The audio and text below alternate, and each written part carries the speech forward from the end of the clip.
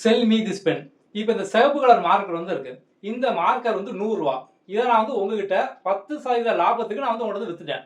இப்போ அந்த பணத்தை வச்சு நான் ஒரு பச்சை கலர் மார்க்கர் வந்து வாங்கியிருக்கேன். இப்போ இந்த மார்க்கரை நான் வந்து இன்னொருத்தங்க கிட்ட 10% நஷ்டத்துக்கு நான் வந்து விற்கேன். இப்போ இந்த டிரான்சாக்ஷன்ல மொத்தத்தில் எனக்கு லாபமா நஷ்டமா? உங்களுக்கு கேட்கும் என்ன தோணுது? முதல்ல 10% ப்ராஃபிட். அந்த பணத்தை வச்சு தான் 10% இப்போ வந்து நஷ்டத்துக்கு நான் வந்து விற்கேன். அப்போ இங்கே வந்து லாபமும் இல்லை நஷ்டமும் இல்லை. அப்படி தோணுதா?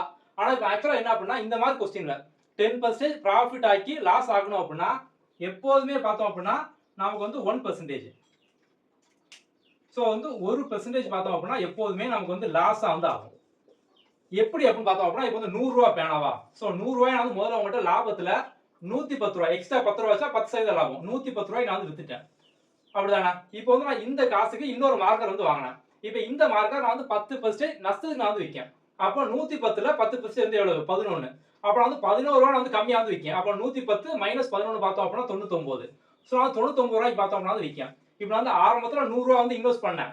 இப்போ அது பார்த்தோம் அப்படின்னா ரூ. 99 வந்து ஆயிட்டு. அப்போ 1% வந்து குறையுதா? அப்போ எப்போதுமே பார்த்தோம் அப்படின்னா அமௌண்ட் என்ன வேணாலும் வந்து இருக்கட்டும். 10% ப்ராஃபிட், 10% லாஸ். நீ இந்த கொஸ்டினை பார்த்துட்டீங்க அப்படின்னாலே ஆன்சர் 1% லாஸ் தான். அடிக்கடி எக்ஸாம்ல கேட்பாங்க. ஈஸியா நீங்க வந்து கண்ணை மூடி ஆன்சர் போடலாம். 1% லாஸ் அப்படிங்கிற மாதிரி.